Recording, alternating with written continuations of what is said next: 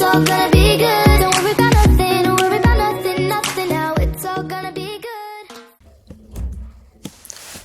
Hello दोस्तों, स्वागत है आप सभी का। और आज हम लगाने वाले हैं ओलिव बोर्ड लाइव मॉक्स में मैथ्स के सवालों को। और ये मॉक है 16 से 18 जनवरी 2026 का।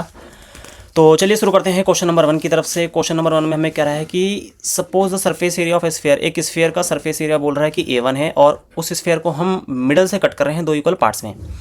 तो उसके बाद जो सरफेस एरिया हो रहा है दोनों पार्ट का वो A2 से डिनोट कर रखा है इन्होंने, ठीक है। हमसे बोला है फाइंड A1 रेशियो A2। तो देखो एक स्फीयर है, इन्होंने इस स्फीयर को क्या किया है, मिडल से कट किया है। जब मिडल से कट करोगे तो आपको एक तरह से हेमिस्फीयर मिलेंगे, ठीक। एक यूँ मिलेगा और एक यूँ मिलेगा। स्फीयर का इन्होंने सरफेस एरिया A1 से डिनोट कर रखा है A1। और इस केस में जो इसका सरफेस एरिया होगा वो हो जाएगा 4πr²। अगर लेट से रेडियस इसका r है तो। और ये दो हेमिस्फीयर जब हमें मिलेंगे, ठीक है, तो हर हेमिस्फीयर का जो सरफेस एरिया होगा वो होगा 3πr² टोटल। और इसका भी कहीं ना कहीं 3πr² होगा। और इन दोनों पार्ट्स का जो टोटल सरफेस एरिया इन्होंने बोला था वो A2 से डिनोट कर रखा है, ठीक है। और इसकी वैल्यू कितनी होगी, 3 + 3 दैट इज 6πr²। हमसे क्वेश्चन में A1 रेशियो A2 पूछा है। तो देखो इनका रेशियो जब आप निकालोगे तो πr² से πr² कट जाएगा और 4 और 6 का जो रेशियो आएगा कितना आएगा, आप बोलोगे 2:3। So option A is the right answer, ठीक है। नॉर्मल क्वेश्चन था, ये भी बेसिक्स था। पढ़ते हैं अपने अगले क्वेश्चन की तरफ। PQR की 3 अलग अलग वैल्यूज दे रखी है और हमसे इसकी वैल्यू पूछी है P3 Q3 R3 + -3PQR, ठीक है। तो देखो इसका एक सिंप्लीफाइड जो वर्जन होता है इस फॉर्मूले का वो हो जाएगा half of P + Q + R, ठीक है, ब्रैकेट में P - Q का whole square plus Q - R का whole square plus R - P का होल स्क्वायर, ठीक है। अब देखो P - Q क्या होगा, आप बोलोगे 2 का होल स्क्वायर दैट इज 4 और Q - R आएगा 3 का स्क्वायर दैट इज 9 और R - P दैट इज 7 6 - 7 1 इसका स्क्वायर 1, ठीक।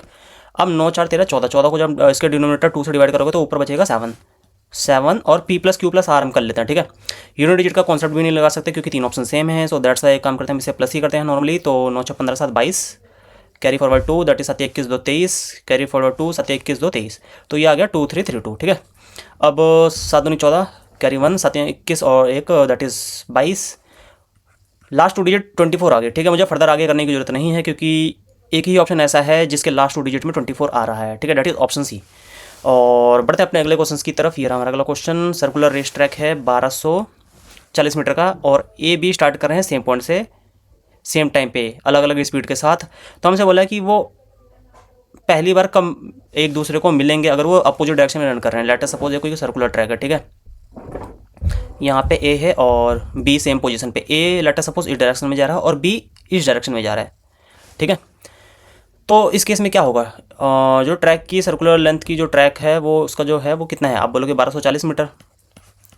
अब ये डिफरेंट डायरेक्शन में जा रहे हैं अपोजिट, तो एक तरह से इनकी स्पीड जो है रिलेटिव जो स्पीड निकल के आएगी एक तरह से एडिशन होगी। तो 64 66 और 34 दैट इज 100 km/h। इसे करेंगे मीटर/आवर में कन्वर्ट, मीटर/सेकंड में सॉरी, 5/18 से मल्टीप्लाई करेंगे। अब देखो हमसे होल नंबर नियरेस्ट पूछा है, ठीक है। अब एक काम करते हैं 5 इसे कट करेगा 2 तो ये आ जाएगा ऊपर कितना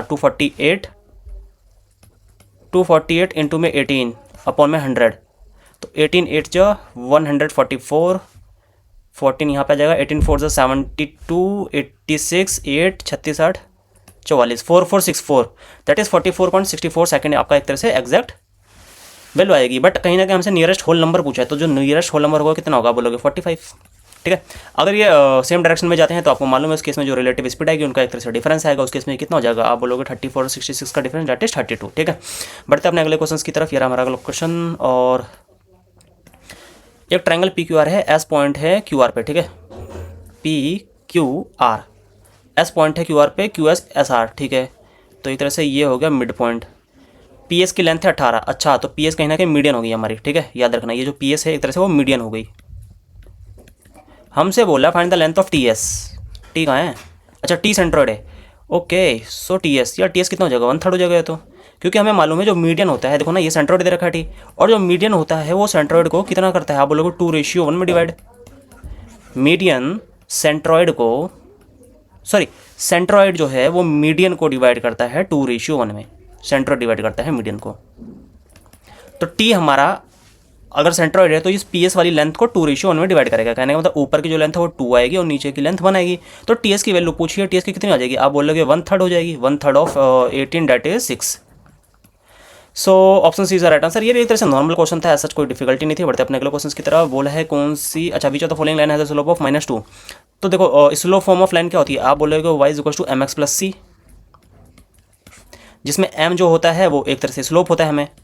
तो आउट ऑफ गिवन ऑप्शन जो भी हमें 4 ऑप्शन दे रखे हैं उसमें इस फॉर्म में कंपेयर करके आपको m की वैल्यू जहाँ पे -2 दिखे एक तरह से वो आपका आंसर हो जाएगा। ठीक है, यहाँ पे कितना आ रहा है 3 होगा, ये ऑप्शन होगा नहीं। और यहाँ पे कितना आ रहा है y is equal to -2x, जब इसे आप फर्दर कन्वर्ट आगे शिफ्ट करोगे तो ये हो जाएगा -2x प्लस 7, और -2x के साथ जो लगा है वो -2 है जो कि m की वैल्यू है। तो एक तरह से option B is the right answer. ठीक है, बाकी ऑप्शन भी आप चेक कर सकते हो खैर। ठीक है, और वैसे आएगा नहीं, और जैसे यहाँ पे कितना आएगा आप बोलोगे -1/2, और यहाँ पे कितना आ जाएगा 1/2। सो ये ऑप्शन होंगे नहीं, option B is the right answer. ठीक है, बढ़ते अपने अगले क्वेश्चन की तरफ। एक रिटेलर है, ठीक है, एक रिटेलर ने परचेस किया है कुछ गुड्स को 75,000 रुपये में। अब बोला मैन्युफैक्चरिंग डिफेक्ट के कारण 10% जो गुड्स हैं वो कहीं ना कहीं डैमेज हो गए। ठीक है, रिटेलर को चाहिए 30% का प्रॉफिट बचे हुए गुड्स पे, तो किस प्राइस में वो अनडैमेज गुड्स को सोल्ड करे, एक तरह से बचे हुए गुड्स को।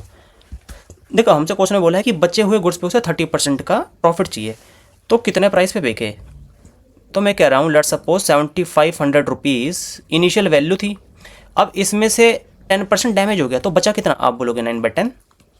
ठीक है, अब बचे हुए गुड्स पे उसने फर्दर बोला है भैया हमें 30% का प्रॉफिट चाहिए। 30% का प्रॉफिट मतलब 13/10। अब देखो या तो आप सॉल्व भी कर सकते हो डायरेक्ट, नहीं तो आप एक तरह से ऑप्शन में अगर चेक करो 9 और 13 का मल्टीपल, अगर 9, क्योंकि कहीं ना कहीं एक तरह से 9 का मल्टीपल होना चाहिए, तो ये तो ऑप्शन है नहीं। और 9 का मल्टीपल या तो सी होगा, 7 7 14, 14 5 19 8 27, सी और डी में से है। अब हम फर्दर सी और डी में 13 का मल्टीपल चेक कर लेंगे, तो आप बोलोगे 9000 तो 13 का मल्टीपल हो ही नहीं सकता, तो that is option D is the right answer. ठीक है, आप कहीं ना कहीं ऑप्शंस को चेक कर सकते हो मल्टीपल के थ्रू। मल्टीपल। बढ़ते हैं अपने अगले क्वेश्चन की तरफ। हमने x is equal to 19 plus 2 root 84 दे रखा है, रूट एक्स की वैल्यू पूछी है। ठीक है, मतलब आउट ऑफ दीज ऑप्शंस हमने बोला है रूट एक्स की वैल्यू क्या होगी इन ऑप्शंस के थ्रू। तो एक बात बताओ, मैं कह रहा हूँ रूट एक्स निकालना है हमें, तो एक तरह से उल्टा चले जाओ, रूट एक्स ऑप्शंस को लेके, ठीक है, उसका स्क्वायर करो और ये वैल्यू आ जानी चाहिए। तो आप देखो 14 6 ये आ जाएगा 20, लेकिन हमें 19 दे रखा है, ये होगा नहीं। यहाँ 31 आ जाएगा अगर इसे प्लस करें। 19 दे रखा है, 84 प्लस 1 85 हो जाएगा, 12 प्लस 7 19। तो option D is the right answer. देखो अगर इस ऑप्शन को जब आप स्क्वायर करोगे तो आप कितना पाओगे, आप बोलोगे 12 प्लस 7 प्लस 2 रूट 12 इंटू में 7 डेट इज 84। तो ये 12 7 19 सिर्फ इसी ऑप्शन में आ रहा है। ठीक है, बढ़ते हैं अपने अगले क्वेश्चन की तरफ। ये रहा हमारा अगला क्वेश्चन। एचसीएफ पूछा है हमसे, हाईएस्ट कॉमन फैक्टर है एक तरह से। ठीक है, तो ये अलग अलग वैल्यूज हैं 2 की पावर 4, अलग अलग 3 के कॉम्बिनेशंस में। अब ऑप्शन में देखो, इन क्वेश्चन को ना कभी भी अगर पूछे ना एचसीएफ ऐसी सीरीज दे दी जाए तो हमेशा ना आप ऑप्शंस को एलिमिनेट करने की कोशिश किया करो। देखो मुझे मालूम है ये जो 11 मेरे को दिख रहा है, आप देखो 11 दिख रहा है, सिर्फ इसी जगह 11 है, इस वाले में 11 नहीं है और यहाँ पे भी 11 नहीं है।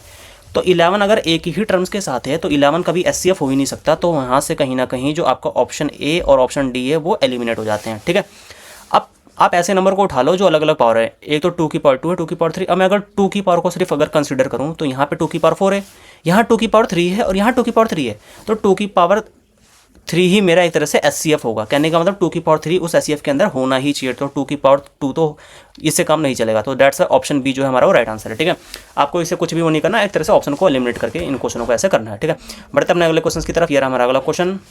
ये क्वेश्चन खैर अच्छा है, मुझे अच्छा लगा था, इसे मार्क कर लेना। इसमें बोला कि प्रोबेबिलिटी ऑफ प्रशांत कुमार रजत किसी प्रोजेक्ट को फिनिश करने की इन 3 आदमियों की जो प्रोबेबिलिटी हमें दे रखी है। ठीक है, तो हमसे बोला है वो प्रोबेबिलिटी बतानी है कि at least 2 of them completed there project. मैं लेट से डिनोट कर रहा हूँ PQR, P से प्रशांत, Q से कमर, R से रजत।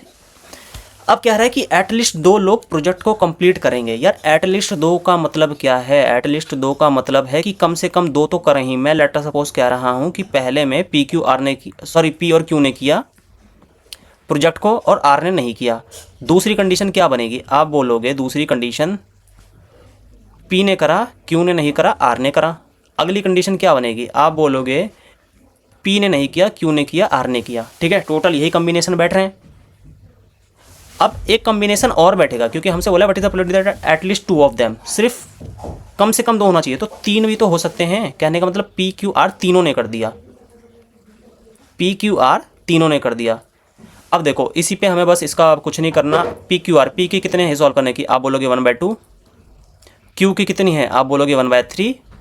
अब R के ना करने की हमें प्रोबेबिलिटी निकालनी है। तो करने की 2/3 है, ना करने की कितनी हो जाएगी आप बोलोगे 1/3। ठीक है, ये हो गया PQR solve, plus PQ solve करने की कितनी है, फिनिश करने की 1/2। अब Q के ना करने की कितनी होगी आप बोलोगे 2/3, और R के फिनिश करने की प्रोबेबिलिटी हमें दे रखी है 2/3। ठीक है, ये पार्ट भी हो गया, प्लस P के ना कर फिनिश करने की कितनी है आप बोलोगे 1/2 आएगी वो भी, और Q के करने की है 1/3, और R के करने की है डेट इज़ 2/3। और एक जो लास्ट बचा रहेगा उसमें तीनों के करने की प्रोबेबिलिटी हम निकाल देंगे, दैट इज़ 1 1 1 2। ये आ जाएगा एक तरह से आपका 2/2.3.3। तो डिनोमिनेटर में सभी के 2 3 3 3 है, तो कुछ नहीं करना, आपको न्यूमरेटर वाले टर्म्स को ऐड करना है। कितना आएगा, इस वाले में 1 आएगा, और इस वाले में आएगा 2 2 4 4, और इसमें आ जाएगा 2,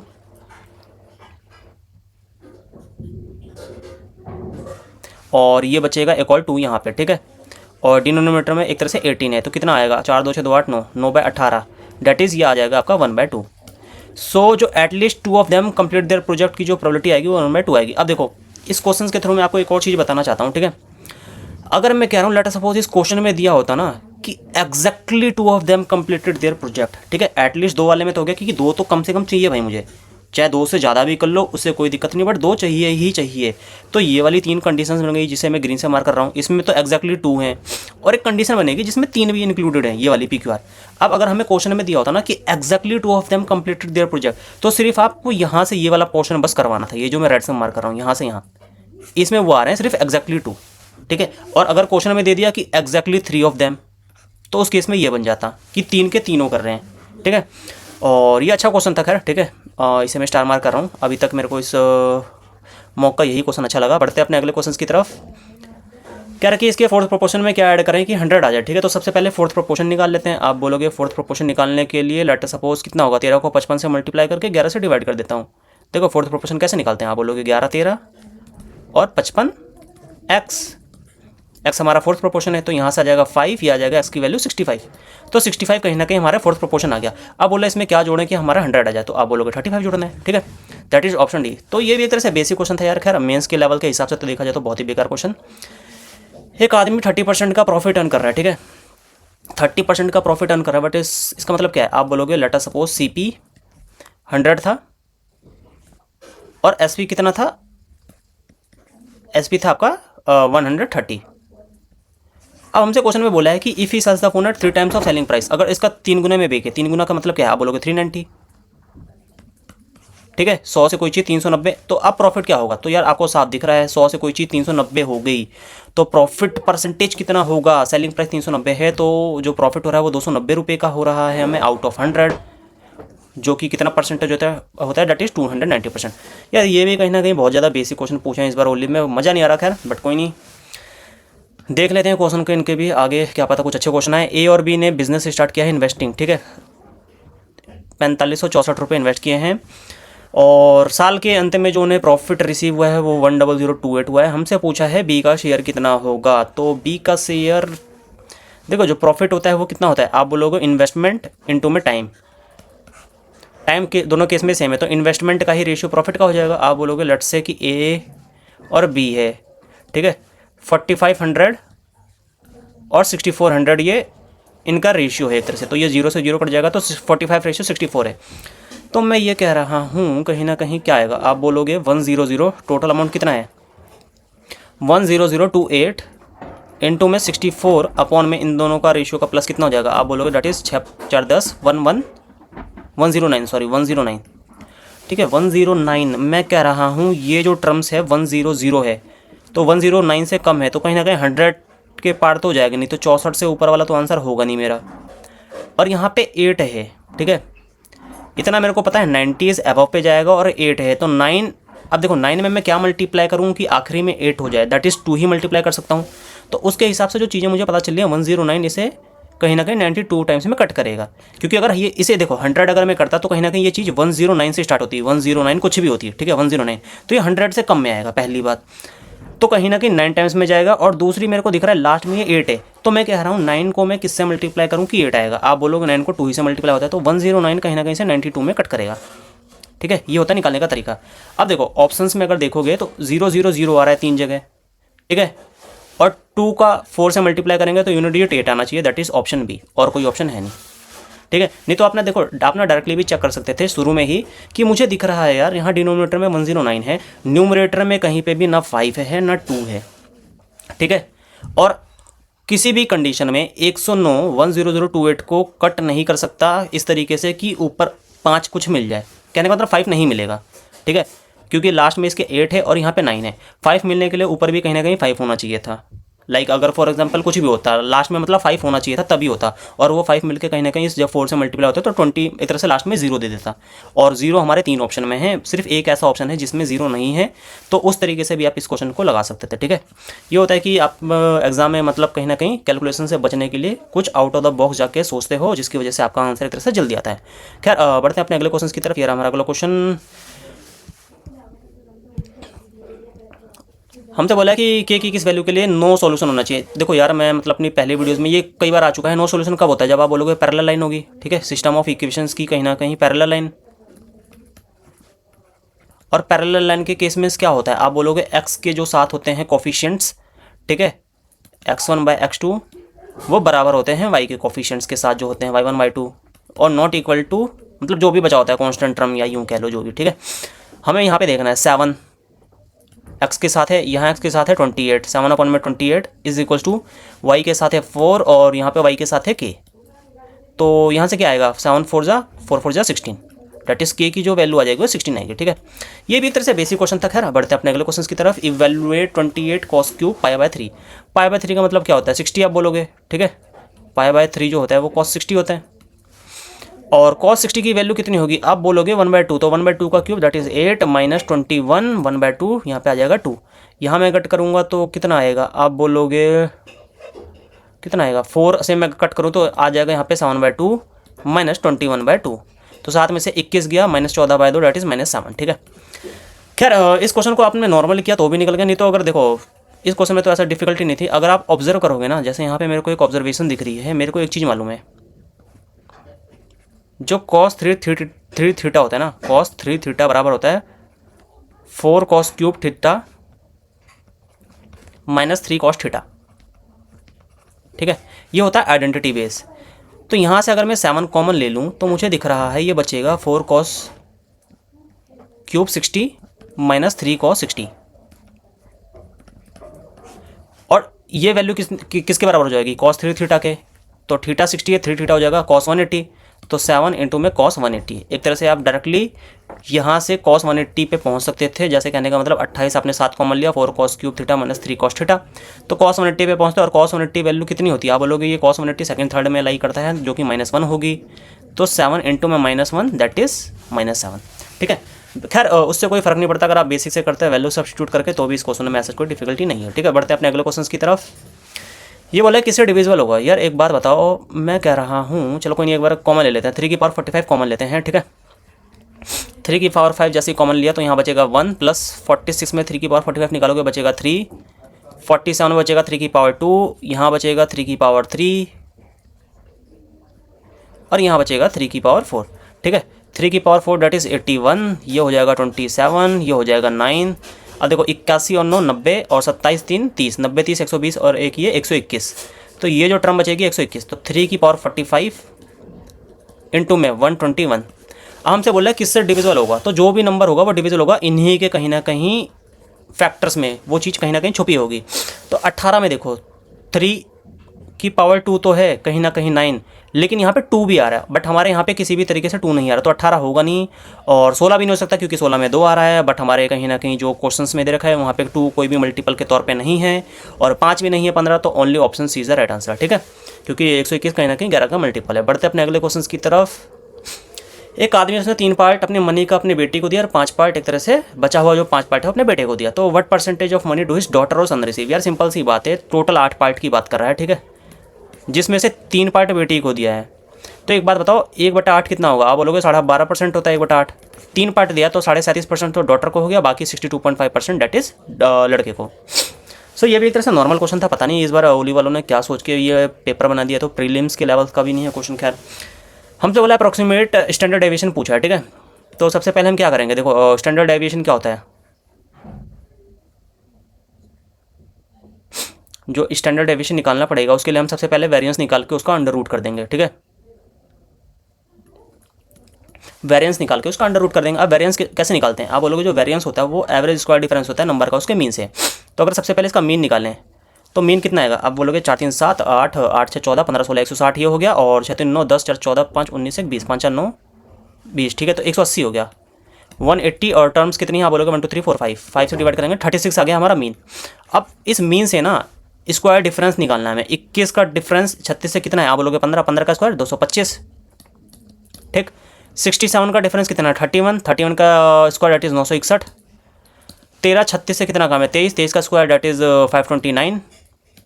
34 36 से कितना डिफरेंस इसका 2 डेट इज़ 4, और 45 9 81 डिवाइड करना है आपको 5 से, ठीक। अब देखो यहाँ पे कितना आएगा, आप बोलोगे 8 4 12 12 9, सही है ना, हाँ 8 sorry 4 1 5 4 1 5 5 9 14 14 1 15 15 5 20 20 that is 0, carry 2 8 2 10 2 12 12 6 18 18 2 20, carry 2 5 2 7 9 7 16 2 18 1800/5 that is ये आएगा आपका कितना 360, ठीक है। ये आ गया हमारा वेरिएंस, ये होता है हमारा वेरिएंस। अब जो स्टैंडर्ड डेविएशन पूछा है अप्रॉक्सीमेटली, तो इसका एक तरह से अंडर रूट हो जाएगा। 360 का अंडर रूट कहीं ना कहीं 19 का होता है 361, तो अप्रॉक्सीमेट पूछा है तो अप्रॉक्सीमेटली क्लोजली कितना आएगा, डेट इज़ ऑप्शन बी 19। बढ़ते अपने अगले क्वेश्चन की तरफ। ये हमारा अगला क्वेश्चन, 2 पोल दे रखा है हमें क्वेश्चन में, उनकी हाइट है 15 और 30 मीटर, ठीक है, और वो अपराइट है, और distance between feet of each other 36। चलो यार बना लेते हैं। ये 15 दे रखा है, ये हमें 30 दे रखा है, इनके बीच की जो डिस्टेंस है ये दे रखी है हमें 36। हमसे पूछा है डिस्टेंस बिटवीन द टॉप, मतलब ये लेंथ हमसे पूछी है। तो एक बात बताओ, अगर ये 36 है बेस, तो कहीं ना कहीं ये भी 36 होगा, ठीक है। ये 36 है और ये लेंथ 15 है, ये जो मैं मार्क कर रहा हूँ रेड से, ये लेंथ 15 है, तो ये भी लेंथ 15 होगी। ऊपर जो बची हुई लेंथ है वो टोटल लेंथ में से माइनस करोगे तो ये भी कहीं ना कहीं 15 होगी। अब ये 15 है, ये 36 है, तो ये पाइथागोरस ट्रिपलेट किसका बन रहा है, आप बोलोगे 5 12 13 का। ये देखो ना, ये 5 12 13 का बनेगा। यहाँ 3 से मल्टीप्लाई कर दिया, 5 3 15 12 3 36 13 3 39 हो जाएगा। So 39 that is option D is the right answer, ठीक है। बढ़ते अपने अगले क्वेश्चन की तरफ। हमें बोला है पीस के सच बोलने की जो प्रोबेबिलिटी, मतलब बता रहा है जो पी है 12 में से 5 बार एक बार ट्रूथ बोलता है, और क्यू 8 टाइम्स ट्रूथ स्पीक कर रहा है आउट ऑफ 21 टाइम्स। तो प्रोबेबिलिटी हमें बतानी है कि वो एक तरह से आपस में कॉन्ट्राडिक्ट ना करें, तो सॉरी कॉन्ट्राडिक्ट करें। What is the probability that they contradict each other. तो मैं कह रहा हूँ लेट अस सपोज पी और क्यू 2 पर्सन है, तो ये कॉन्ट्राडिक्ट कब करेंगे, जब पी ने सच बोला और क्यू ने झूठ बोला, या पी ने झूठ बोला क्यू ने सच बोला, ठीक है। दोनों आपस में कॉन्ट्राडिक्ट तभी करेंगे। अब देखो पहली कंडीशन में पी ने सच बोला, तो सच बोला डेट इज कितनी बार बोल रहा है, 5 बार बोल रहा है आउट ऑफ 12। अब दूसरे कंडीशन में क्यू के हमें झूठ की निकालनी है, तो सच बोल रहा है 8 बार, तो झूठ कितनी बोलेगा, आप बोलो 21 - 8 that is 13 bar, 13 out of 21। Plus अगले कंडीशन में हमें बताना है पी झूठ बोल रहा है, तो 5 बार सच बोल रहा है 12 बार में से, तो झूठ कितनी बार बोलोगे, आप बोलोगे 12 - 5 दैट इज 7, 7/12। और क्यू के अब सच बोलने की निकालनी है, दैट इज 8 बार सच बोल रहा है आउट ऑफ 21। डिनोमिनेटर में देखो दोनों टर्म सेम है, तो और 12 को 21 से मल्टीप्लाई करेंगे तो 12 को 20 से मल्टीप्लाई करोगे 240, प्लस एक बार मल्टीप्लाई करोगे 12, तो 240 12 252 आ जाएगा। और ऊपर न्यूमिनेटर में होगा 13 5 जा 65 और 8 7 जा 56, तो 6 5 11 121 आ गई है, ठीक है। 121 अपॉन में 252। सो ये भी एक तरह से प्रोबेबिलिटी का अच्छा क्वेश्चन था, ठीक है। बढ़ते अपने अगले क्वेश्चन की तरफ। हमसे बोला है सिंपल इंटरेस्ट एक सर्टेन सम पे 5 साल में जो है वो कहीं ना कहीं 3/8 टाइम्स है। अच्छा 3/8 टाइम्स का मतलब क्या हुआ, 3/8 टाइम्स का मतलब है एक तरह से हमसे रेट ऑफ इंटरेस्ट पूछा पर एनम, तो मैं कह रहा हूँ 3/8 एक तरह से 37.5% उसे कहीं ना कहीं प्रॉफिट हो रहा है, ठीक है। इंटरेस्ट जो मिला है, प्रॉफिट कह लो या इंटरेस्ट कह लो, 37.5% का मिला है, कितने आप बोलोगे 5 सालों में। या तो एक बात बताओ, 5 सालों में 37.5% मिला है, तो एक साल में जो होता है वही तो रेट ऑफ इंटरेस्ट होता है, ठीक है। 1 ईयर में कितना निकल के आएगा, आप बोलोगे 5 से डिवाइड कर देंगे, that is 5 7 35 7.5%, that is option number C, ठीक है। बढ़ते अपने अगले क्वेश्चन की तरफ। ये रहा हमारा अगला क्वेश्चन। 2 वैसल हैं ए और बी, उसके अंदर स्पिरिट और वाटर हैं, ठीक है, और उनका रेशियो दे रखा है हमें 3:5 और 4:17। मैं कह रहा हूँ लेट अस सपोज यहाँ एस से मैं डिनोट कर रहा हूँ स्पिरिट और डब्ल्यू से मैं डिनोट कर रहा हूँ वाटर, और इस साइड हम बोलते हैं लेट से वैसल ए है, इस साइड वैसल बी है, और इनका कितना है आप बोलोगे 3:5 और ये कितना है 4:17, ठीक है। वैसल ए में बोल रहा है 27 लीटर स्पिरिट है। एक बात बताओ, वैसल ए में 27 लीटर स्पिरिट है, डेट मीन्स कि ये 3 रेशियो की वैल्यू हमें क्वेश्चन में 27 दे रखी है, यही हुआ। और हमसे बोल रहा है जो टोटल, अच्छा find the total water content, हमें टोटल वाटर कंटेंट पूछा है दोनों वैसल में कितना होगा। अगर टोटल स्पिरिट है दोनों में 43। एक बात बताओ, टोटल हमें स्पिरिट की जो क्वांटिटी दे रखी है 43 दे रखी है और ए में जो दे रखी है 27। तो जो बी में बचा जो मतलब जो बी में होगा स्पिरिट का कंटेंट वो कितना होगा? आप बोलोगे जो टोटल में से माइनस कर दो ए में, टोटल 43 या 43 में से माइनस करूँगा 27 दैट इज़ 16। तो कहीं ना कहीं जो 16 है वो कहीं ना कहीं बी में है। एक बात बताओ, अब यहाँ से हम क्या करेंगे, रेशियो के कंपैरिजन से हम वाटर का दोनों अलग अलग वैसल में निकाल लेंगे। तो देखो 3 की वैल्यू 27 है, कितना टाइम्स है? आप बोलोगे 9 टाइम्स, तो 5 की वैल्यू कितनी हो जाएगी? 9 5 45। तो पहले वैसल में 45 लीटर कहीं ना कहीं वाटर है। सिमिलरली 4 की वैल्यू 16 है, कितना है? आप बोलोगे 14 टाइम्स, तो 17 की वैल्यू कितनी हो जाएगी? 17 4 68। दूसरे वैसल में क्या है? आप बोलोगे 68 वाटर है। अब दोनों वैसल में टोटल कॉम्बिनेशन पूछा था, तो 6 4 10 और 8 5 13, तो ये आ गया 113। तो 113 लीटर दोनों वैसल में एक तरह से वाटर है। ठीक है, ये भी एक तरह से अच्छा क्वेश्चन था। खैर ठीक है, बढ़ते अपने अगले क्वेश्चन की तरफ। टोटल नंबर्स बिटवीन दिस, अच्छा इनके बीच का नंबर बताना है इंक्लूडिंग दिस। ठीक है, क्या हो जाएगा? 13 का स्क्वायर होता है 169, 169 और 111 इंक्लूड करना है इसे, तो कुछ नहीं करना, इन दोनों नंबर को डिफरेंस +1 हो जाएगा। तो यहाँ से आ जाएगा 58 और +1 that is 59। So option D is the right answer. अगर हमें इंक्लूड नहीं करने को बोलता, ठीक है, क्वेश्चन में बोलता कि एक्सक्लूडिंग दीज, तो एक्सक्लूडिंग दीज के केस में क्या होगा? आप सिंपली इन दोनों का डिफरेंस लेके -1 कर देते हैं। जैसे यहाँ पे +1 क्या है ना, अगर कभी भी जैसे इंक्लूड करने की बात कर रहे हैं तो +1 कर दो, और अगर एक्सक्लूड करने की बात कर रहे हैं कि दोनों हमें नंबर्स को एक तरह से एक्सक्लूड करना है, उनके बीच का बताना है, तो -1 कर देना। ठीक है, बढ़ते हैं अपने अगले क्वेश्चन की तरफ। In any circle the angle between कोड और tangent through one of the end point of the कोड is equal to the angle in the alternate segment. तो देखो ये क्वेश्चन क्या कह रहा है? ये क्वेश्चन कह रहा है कि लेट अस सपोज यहाँ कोई कोड है, लेट से ये कोई कोड है, ठीक है, ए बी कोई कोड है, यहाँ से कोई टेंजेंट एक तरह से गुजर रहा है एक पॉइंट पे टच करते हुए, और हमसे बोल रहा है द एंगल बिटवीन कोड और टेंजेंट। लेट सपोज ये हो गया आपका कोड ए बी, और जो टेंजेंट हो गया, मैं सी और डी को टेंजेंट डिनोट कर रहा हूँ, ठीक है, जो कि बी पॉइंट पर टच कर रहा है। ये एंगल की बात कर रहे हैं, let suppose theta. Angle between कोड और tangent through one of the end point of the कोड is equal to the angle in alternate segment. Alternate segment में कहने का मतलब इस वाले सेगमेंट में जो एंगल है उसके बराबर होगा ये थीटा। तो आप सभी को मालूम है उस थ्योरम को, खैर जो बोला जाता है वो अल्टरनेट सेगमेंट थ्योरम ही बोलते हैं। ठीक है, option C is the right answer. अगर लेट सपोज आपको ये चीज़ें भी नहीं पता, मैं एक बात बता रहा हूँ, लाइक बीइंग अगर आप कॉम्पिटिटिव एग्जाम में बैठे हो या आपके माइंड में क्लिक नहीं कर रही कि यार कौन सी थ्योरम थी, ये तो मैंने पढ़ी नहीं, क्या है, तो देखो कभी कभी ना चीज़ों को ना ऑब्जर्व भी किया करो। ठीक है, कहीं ना कहीं आपको आंसर पता चल जाएगा। हमें बोला थ्योरम, और ये इन्होंने ब्रैकेट यहाँ पे ये कर दी, क्या बोलते हैं इसे यार, जो भी एरो लगाया है, और इसमें बोला कि एक सर्कल है, एंगल बिटवीन कोड और tangent through one of the end point of the कोड is equal to the angle in the alternate segment. तो ये ऑल्टरनेट सेगमेंट में एंगल की बात कर रहा है। ठीक है, ये हमें क्वेश्चन में दिया है, ऑल्टरनेट सेगमेंट के एंगल्स के बराबर की बात कर रहा है, तो कहीं ना कहीं जो थ्योरम होगी उसी के नाम पे ही तो बनी होगी। अब ऐसी थोड़ी ना किसी और नाम के पे बन गई होगी। तो ये जो आप देखोगे हिडन इसी में छुपा हुआ है, ऑल्टरनेट सेगमेंट थ्योरम। ठीक है, ये होता है कहीं ना कहीं ऑब्जर्वेशन के बेसिस पे आप कहीं ना कहीं चीज़ों के आसपास अपने आंसर पे पहुंच सकते हो, अगर आपको नहीं पता। खैर ये सब चीज़ें आपको पता होनी चाहिए बीइंग आप मेंस का एग्जाम देने जा रहे हो। ठीक है, ये भी एक तरह से नॉर्मल क्वेश्चन था। बढ़ते हैं आप अपने अगले क्वेश्चन की तरफ। ये रहा हमारा अगला question. What is the approximate area of a circular path of uniform width of 2.5 metre surrounding a circular park with a diameter of 150 metre. ठीक है, डायमीटर 150 दे रखा है, तो यहाँ से रेडियस कितना आएगा? आप बोलोगे 75 मीटर।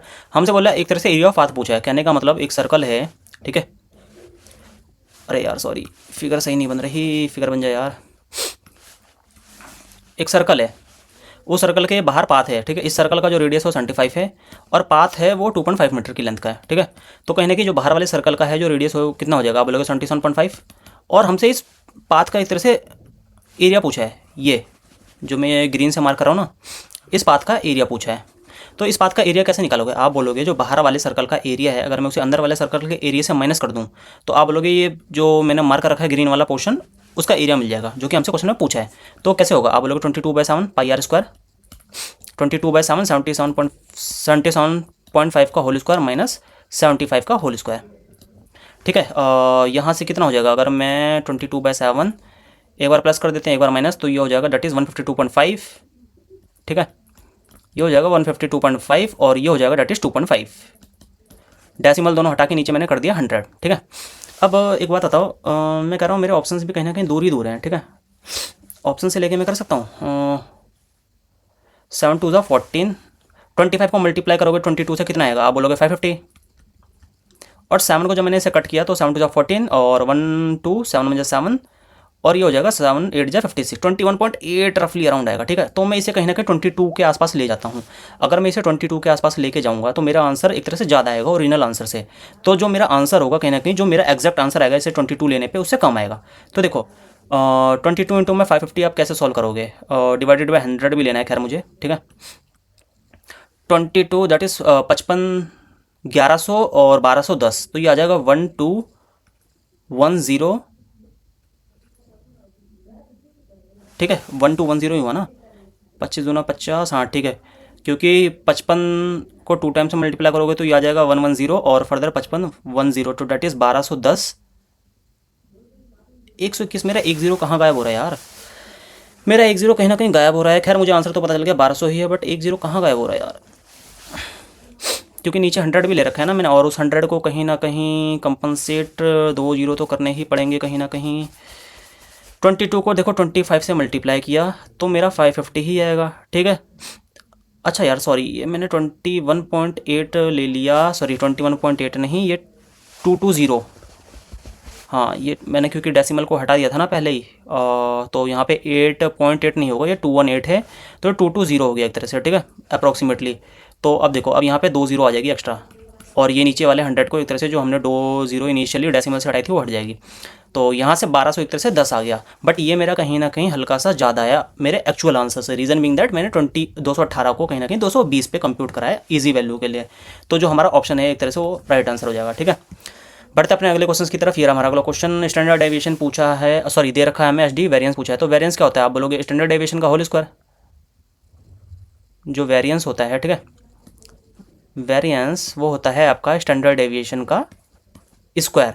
तो 25 का square that is 625, that is option D. यार इस बार मतलब एक तरह से ये ना ऐसे क्वेश्चन की एक्सपेक्टेशन थी नहीं। खैर हमसे बोला है number of pages read by different person in a day. ठीक है, अलग अलग लोगों के द्वारा जो पेजेस रीड किए गए हैं एक बुक के वो दे रखे हैं हमें, हमसे इसका एवरेज पूछा है। यार ठीक है, क्या क्वेश्चन दे रखा है फालतू के बकवास, कुछ नहीं करना, एक तरह से इनका सम निकाल देते हैं। आप बोलोगे कितना आएगा, मैं कह रहा हूँ कि लट से कितना है, अगर मैं 100 डिजिट का सिर्फ प्लेस वैल्यू देखूँ, 100 डिजिट को अगर मैं देखूँ सिर्फ, तो आप बोलोगे 2 2 3 5 5 6 11 12 13, तो कहीं ना कहीं 1300 ये हो गया। और 10th डिजिट को देखूँ मैं तो 6 2 8 8 3 11 4 15 8 15 8 23 हो गया।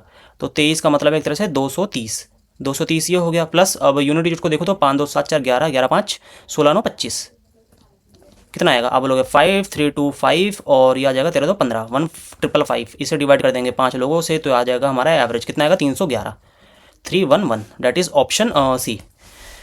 मतलब ऐसे क्वेश्चन की एक्सपेक्टेशन थे नहीं। खैर मेंस लेवल के तो ये एग्जाम क्वेश्चन लग नहीं रहे। अब हमसे अगला क्वेश्चन पूछा है, A can do 4 9 as much work as B in 2/5 of time. ठीक है, और टुगेदर वो 27 दिन में काम कर रहे हैं। तो हमसे बोला बी कितना समय लेगा। तो देखो ए है और बी है, वर्क 4/9 कर रहा है, टाइम 2/5 ले रहा है। ठीक है, बी के द्वारा लिए हुए टाइम का। तो मैं कह रहा हूँ लेट अस सपोज ए ने 4/9 काम किया, तो 4/9 जब काम किया, ठीक है 4/9 काम किया कितने टाइम में, क्योंकि वर्क को डिवाइड करोगे जब आप टाइम से तो आपकी एफिशिएंसी निकलेगी। तो 4/9 काम किया है 2/5 ऑफ द टाइम में, तो यहाँ से एफिशिएंसी निकल जाएगी, दैट इज़ ये 2 से कट करेगा 10/9। तो जो ए की एफिशिएंसी है 20 कितनी है 10/9, दैट मीन्स 10:9। ठीक है, 10:9 है। अब इनकी एफिशिएंसी का सम कितना आएगा आप बोलोगे 19, और ये कितना समय ले रहे हैं एक साथ काम करने में, आप बोलोगे 27 डेज़ का काम दिन ले रहे हैं। तो डैट मीन्स की टोटल वर्क हमारा ये आ गया 19 इंटू में 27 TW से, जिसे मैं डिनोट कर रहा हूँ। अब हमसे बोला बी कितना समय लेगा। तो एक बात बताओ, बी की एफिशिएंसी 9 है, टोटल वर्क 19 इंटू में 27 है, तो इसे कट करोगे 27 को 9 3, दैट इज 19 3 57, तो जो बी है 57 डेज़ लेगा। ठीक है, हमसे अगर ए का पूछता तो हम 10 से डिवाइड कर दें, एक तरह से 10 से डिवाइड करते हैं 19 इंटू में 27 को। ठीक है, बढ़ते अपने अगले क्वेश्चन की तरफ। वैल्यू ऑफ गिवन एक्सप्रेशन पूछा। ठीक है यार, ये नॉर्मल क्वेश्चन है, ये भी ये उसे खुद कर लेना। ठीक है, और इसे मैं नहीं कराने वाला, देख लेना क्या फालतू के क्वेश्चन पूछे इस बार ओली वालों ने। एक क्यूब को हमने मेल्ट किया है 7 अलग अलग स्मॉल स्फीयर्स में। ठीक है, लेट्स से मैं कह रहा हूँ यहाँ पे कोई क्यूब है मेरा, इस क्यूब को हमने मेल्ट करके 7 अलग अलग स्फीयर बनाए छोटे छोटे, 1 2 3 4 5 6 7 बना देता हूँ। हमसे बोला है कि length of edge of cube बतानी है, और साथ में क्या उनका जो हर सभी जो एक तरह से स्फीयर का है उनका जो रेडियस है वो हमारे 3/4 सेंटीमीटर दे रखा है। तो हमसे इसकी एज ऑफ लेंथ पूछा है, लेट्स से मैं ए से डिनोट कर रहा हूँ। तो मुझे मालूम है जब भी हम किसी फिगर को एक फॉर्म से दूसरी फॉर्म में कन्वर्ट कर रहे हैं, मेल्ट करके, रिकास्ट करके या कैसे भी, तो उनका वॉल्यूम सेम होता है। तो यहाँ पे वॉल्यूम क्या होगा क्यूब का, आप बोलोगे ए क्यूब, और 7 स्फीयर के जो वॉल्यूम्स होंगे वो क्या होंगे, 7 4/3 pi r cube. Pi r cube का मतलब 22/7 और आर क्यूब का दैट इज़ 3/4 का क्यूब। 3 का होता है 27, 4 का होता है 64। तो यहाँ से कहीं ना कहीं 7 से 7 कट हुआ, 3 से 9 टाइम्स में कट हुआ, और ये हो गया 4 16 जा, ये हो गया 2 8 जा, ये हो गया 11। तो ये आ जाएगा दैट इज़ 99/8। और ये ए क्यूब की वैल्यू आ गई, तो इसका कहीं ना कहीं 1/3 जो होगा वो हमारा ए की वैल्यू आ जाएगी। So option A is the right answer. ठीक है, बढ़ते हैं अपने अगले क्वेश्चन की तरफ। यार हमारा अगला क्वेश्चन पी क्यू का रेशियो दे रखा है, क्यू आर का रेशियो दे रखा है। तो P plus Q, Q plus R, R plus P पीछे है। तो देखो पी क्यू आर का जो रिस्पेक्टिव रेशियो कितना आएगा, आप बोलोगे पी क्यू 15 16 16 17, तो ये 15 16 17 ही आ गए, 15 16 17 ही आ गए। और पी प्लस क्यू कितना होगा, आप बोलोगे 15 16 31, पी प्लस क्यू 31 आ गया। और Q plus R that is 33, और R plus P that is 15 7 32। So 31 33 32 that is option C. Option C is the right answer. ठीक है, और ये हमारा कहीं ना कहीं लास्ट क्वेश्चन था। और इस वाले ओलिफ को बोर्ड के मॉक में ऐसा कोई क्वेश्चनों में मतलब ऐसा मतलब वो दिखा नहीं, सिर्फ 1 2 3 क्वेश्चनों को छोड़ के कहीं ना कहीं प्रोबेबिलिटी का जो क्वेश्चन था वो भी अच्छा था, और इस क्वेश्चन में हल्की फुल्की कैलकुलेशन थी वो भी जो कि नॉर्मल थी कहीं ना कहीं। ठीक है, ये कि उन्होंने एक तरह से बेसिकली थ्योरम पूछ ली, और मतलब मेरे को इस बार के क्वेश्चन में इनके ऐसा कोई डिफिकल्टी लगी नहीं, नॉर्मली इन्होंने क्वेश्चन पूछे थे। सच कहूँ तो ये एक तरह से प्री के लेवल के क्वेश्चन थे, और ये कहीं ना कहीं हमारा एक तरह से आज का जो मॉक है वो लास्ट मॉक है CGL 25 की प्रिपरेशंस के रिगार्डिंग। और अब मैं कहीं ना कहीं आने वाले जो मेरे वीडियोज़ होंगे उसमें मैं क्या करूँगा, जो भी अभी हाल फिलहाल में SSC के एग्जाम्स हुए हैं ना, मैं उनकी बेसिकली शॉर्ट अप्रोचेस के थ्रू करवाने की कोशिश करूँगा, और बताऊँगा कि एक तरह से कि एग्ज़ाम में आप मतलब किस शॉर्ट अप्रोच को यूज़ करके क्वेश्चंस को जल्दी से जल्दी आप कर सकते हो। ठीक है, और SSC के ही क्वेश्चंस को कहीं ना कहीं मैं उठाऊंगा, बीइंग इट या तो वो CGL के होंगे, CHSL के होंगे, या CPO के होंगे, मतलब एक तरह से SSC के ही होंगे। ठीक है, और ऑल द बेस्ट, आपको wish you all the very best. आपके जो मेंस हैं कहीं ना कहीं कल से स्टार्ट हो रहा है, 19 जनवरी से, सॉरी 18 जनवरी को खैर आपका टेस्ट है, और 18 जनवरी को है ना, हाँ 18 जनवरी को एक तरह से कहीं ना कहीं आपका जो स्किल टेस्ट है, स्किल का मतलब वही टाइपिंग वाइपिंग, और 19 तारीख को आपका एक तरह से मेंस एग्जाम है। ठीक है, और आपको मिलते हैं अब अपनी एक तरह से नए, एक तरह से क्या बोल रहे हैं, नए लेक्चर सीरीज़ में आपको हम मिलेंगे। तब तक के लिए बाय बाय।